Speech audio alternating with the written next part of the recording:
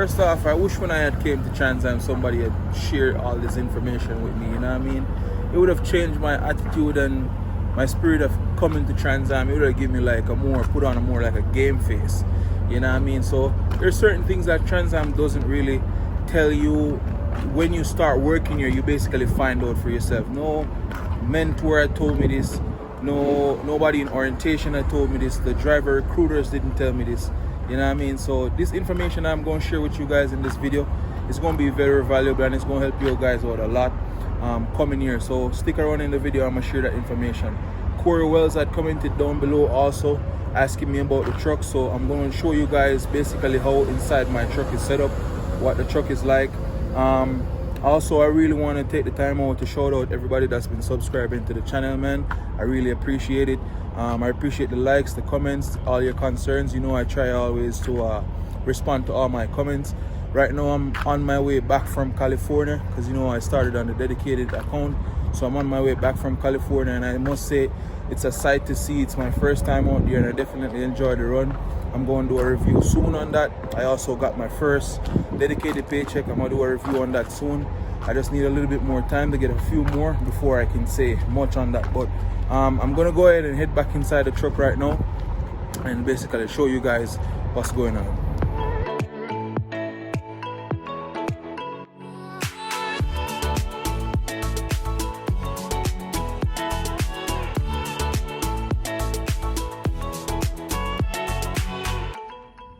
Alright, this is basically the setup from inside my truck.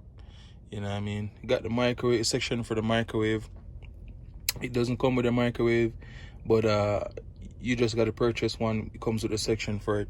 You know what I mean? I got a little extension that runs right there, connected up. This is a storage section up top. I keep like my paper plates and ingredients up there for cooking. It's a dual bunk, so basically 2 beds. I sleep on the bottom one. You know, that I just use for like storage or whatever the case is.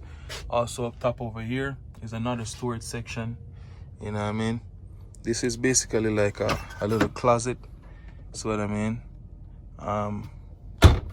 Yeah, it comes with also the refrigerator. You know what I mean? I got a freezer also. Little storage section down bottom. That's where I keep more ingredients and stuff like that. That right there is the inverter. You know what I mean? So basically the skillet I was telling you guys about, that's what I used to cook. You know, tea bag, regular stuff. This is a control of basically where you control the heat from the APU and the air condition. So when you're stationary, you use this, put it right there.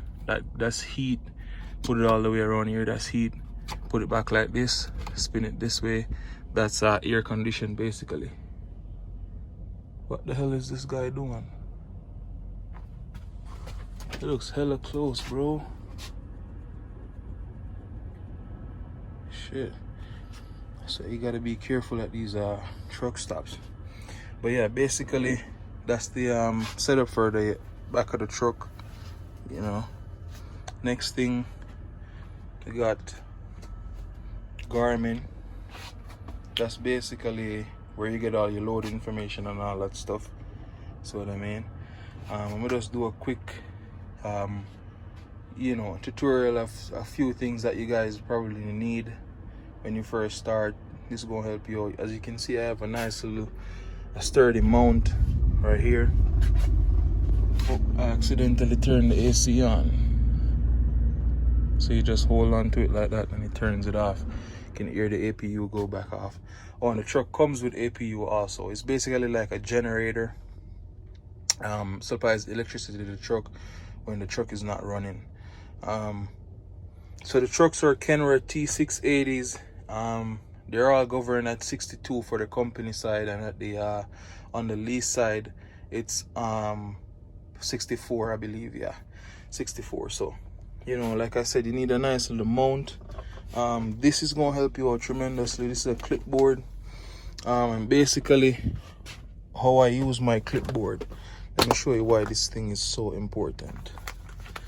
I never throw away your trip sheets, I'd say keep them a minimum of at least 2-3 weeks. You know what I mean? Make sure you get paid for everything first before you throw it away. And the most important part, the receipts. When you get a PO, especially when you ask them for money, they're gonna give you a PO. So before when you scan that trip sheet in, make sure you get paid for it. Make sure you get reimbursed for it. Because what happens if you don't scan the trip sheet in, if you scan the trip sheet in and you don't put the PO on there, they're gonna charge you the money from your check. Basically, that's what's gonna happen. And if you don't have a PO for some reason, like because sometimes they'll just put money on your check and not put money on your card and not give you a PO. Make sure you call payroll and tell them, hey, you did this, they didn't give you a PO for it, and let them know, you know what I mean, because they will charge you, trust me. EFS checks, these are what you guys use to pay for lumpers, washouts, and all that stuff. One quick tip about these EFX checks, right here where it says authorization code, you're gonna authorize the check, but don't write the authorization code inside. You know what I mean? Even if you take a screenshot when you register it on your phone or whatever, you write it down when you call. My opinion, don't write the authorization code in there. The reason being, I had this really bad incident when I was in New Jersey. Basically, I wrote the check, authorized it, wrote the authorization code inside there, and the receiver wasn't accepting the check. They wanted to be the one, even though it's the same authorization code they're going to call and get, they just literally wanted to write it in there, and I wrote it instead, so they wouldn't accept it. It was for like $250 for a lumper fee, and basically what had happened was I had to ask Transam again to resend me money to get a different check to pay for it. After I did that, I had the old check which I wrote first, and Transam said if I didn't turn the check in to payroll, then they wouldn't reimburse me. How can I turn the check to payroll in if I'm in New Jersey? I don't control where I go. You guys send me wherever you want to send me, you know what I mean? So it took them 4 weeks to get me back to the terminal, and 3 pay periods after that delivery, they took $250 out of my check. So every pay week they took $250. So they had $750 from me by the time I got to the terminal. It was good getting that large lump sum of money all at once, because once they charge you mistakenly, they're gonna reimburse you once you provide a receipt, or you know what I mean. So this is one good thing to have, a clipboard. It keeps everything organized. Each time I do a trip, I just basically scan the paperwork in and staple it and all together. This is a storage compartment, also another storage compartment. That's basically where I keep my permits and all that stuff. It got the section for the CB radio. I haven't put one inside as yet. There's no more driver facing cameras, you know, so that's good. They took them out basically. Let me see what else. Get you a nice set of pliers, like another set.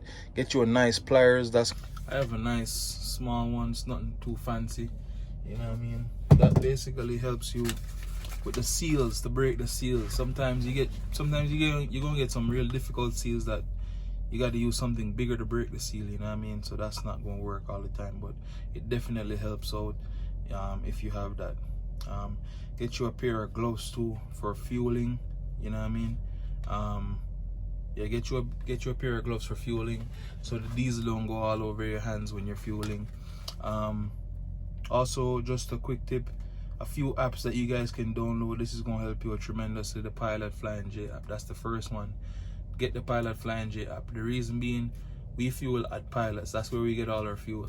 Each time you fuel, you get a point for a shower, you know what I mean. So you don't have to pay for a shower basically, and it's like 15 or $12 for a shower, you know what I mean. So each time we fuel, we get a point for a shower, so free shower.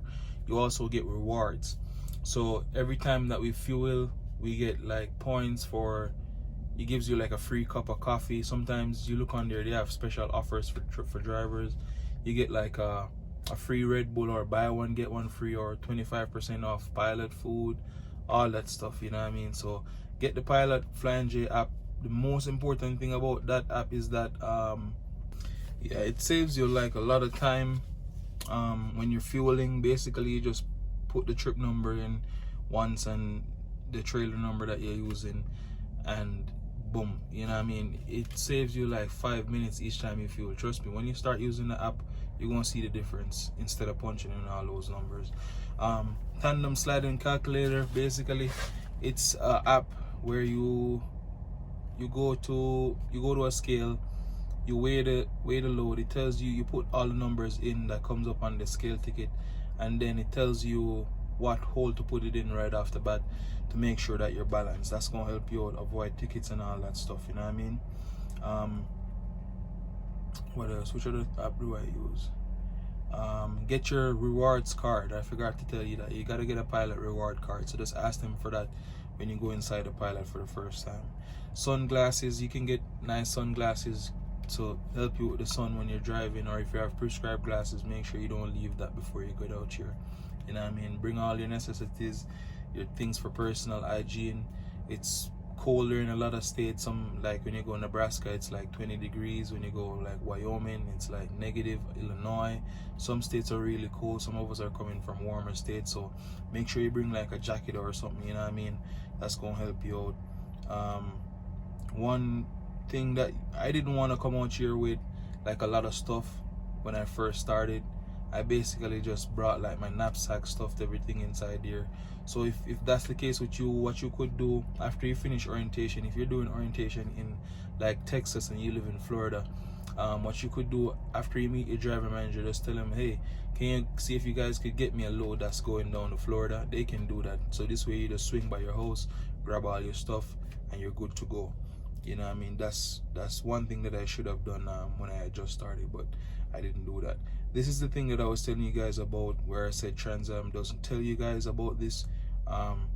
What I was referring to is basically the relays. Those of you guys that don't know what a relay is, it's basically you switching loads. So they'll have you sit, let's say you sit for a day to wait for a load, and the load is like 1500 miles. So you get the load and you're like, oh yeah, 1500 miles, that's a nice run. You wait for a day to get the load. You get loaded, you start moving. By the time you start moving, you drive a few miles out of it, maybe like 100. And after you drove 100 miles out of it, they basically stop you in your route and tell you, go right here and relay with this other driver. Now sometimes the relay is good, sometimes it's bad. Sometimes it works in your favor, sometimes it doesn't. Most times, for when I did a relay, it like worked out, and then there's been a few times where it got really annoying, where it didn't work out for me and I lost a lot of miles instead. I seen another guy wrote in the group the other day saying he was very excited when he just started here at Transam, but after a few relays, after doing a few relays, he's like discouraged, and he's like reevaluating and all that stuff. So nobody basically shared that whole, you know, relay situation with us. They didn't tell us it was gonna be like that. He's a lease driver also, and he's been broken down for a few days. So he's been broken down, finally came out on a, I think he said it was 1200 miles. He drove like 100 miles out of it, then they relayed the load off of him.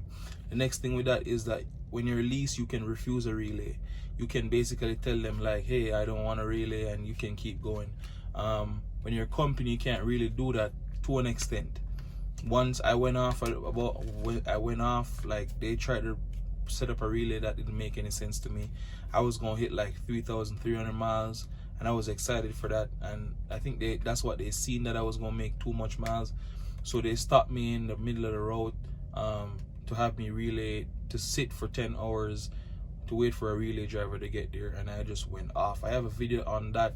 I think it's like things you need to know before you come to Transam. I'm going to link that down in the description so you guys could check that out and see exactly what I mean. He's a lease driver, like I said, and he's just taking a hard hit because you got to keep them wheels moving, man. Honest to God, you got to keep them wheels moving, especially when you're on the lease side. For those of you guys that are coming into the game that are gonna look into lease, I'm gonna show you guys a quick trick that's gonna save you. My advice to you guys: don't do a 5-year lease. You know what I mean? Don't do a 5-year lease. Start, especially if it's your first time, start with a 6-month lease or a 1-year lease. 6 months, because you can renew it after, you can move on. You know what I mean? And a trick to that basically is, if you do a 5-year lease, you're gonna be paying probably, like, don't quote me on this, but I'm gonna use some examples. If you do a 5-year lease, you're gonna be paying like $800 a week for the truck. And it's gonna be a 2021, not a 2020. It's gonna be a 2021.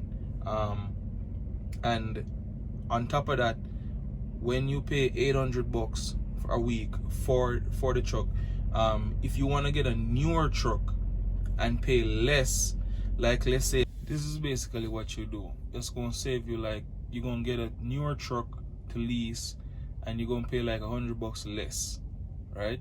As you look for, they send you to go look for a truck, find the obvious newest truck that you see in the terminal, right? Because when you're a lease driver, you get to choose your truck.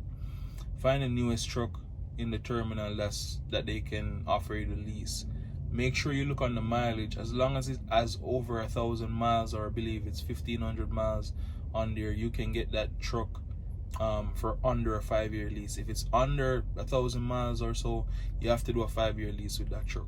But once it's over 1,000 to 1,500 miles, you can get that truck to do like a 1-year or 6-month lease, and that's going to cut back on the cost, and you're getting a newer truck, which means probably it's going to have less problems or less issues. You know what I mean? So that's a good way, and that's something that I learned when I was actually considering to go lease, go on the lease side. You know what I mean? If you guys want me to do a video basically sharing my opinion why I didn't end up going lease, just comment down below and let me know what you guys let me know if I should do a video based on that specific topic. Yeah, man. But the main thing, bro, like the relays, you got to be prepared for the relays. And this is what you do if they give you a relay and you see where it's not really working out and you're a company driver. Just call your driver manager, talk to them, like, let them know, like, hey man, I got bills to pay, I got, you know what I mean, stuff to do. I understand that I can't refuse a relay, but at the same time I need to make miles. Just talk to them politely. Don't just bite at them or whatever the case is, because like I said, it goes two ways. Sometimes it works out in your favor, sometimes it doesn't. You know what I mean? So when they give you the relay, or when they're gonna call you, the first thing they're gonna call you, ask them how many miles is on the relay. Ask them when the other driver is gonna be there. You know what I mean? All those little things, just ask them, and you know, just be polite about the whole thing, and you know what I mean, it will work out in your favor. Sometimes they'll have you sit, but then sometimes they give you a nice run after that. You know what I mean? So make sure you guys do that. Like I said, if you guys haven't subscribed as yet, please go ahead and subscribe. I drop at least 2 videos per week, and I put valuable information out there for you guys, information that not a lot of people putting out there on YouTube. So all I ask in return, man, just hit the like button on the video. You know, it helps the video out more, and it gives me a sense of motivation to put more videos out there to let you guys know more information. You know what I mean? So in the meantime, you guys just be safe out there, and I'll see you guys around hopefully one day in these streets. All right.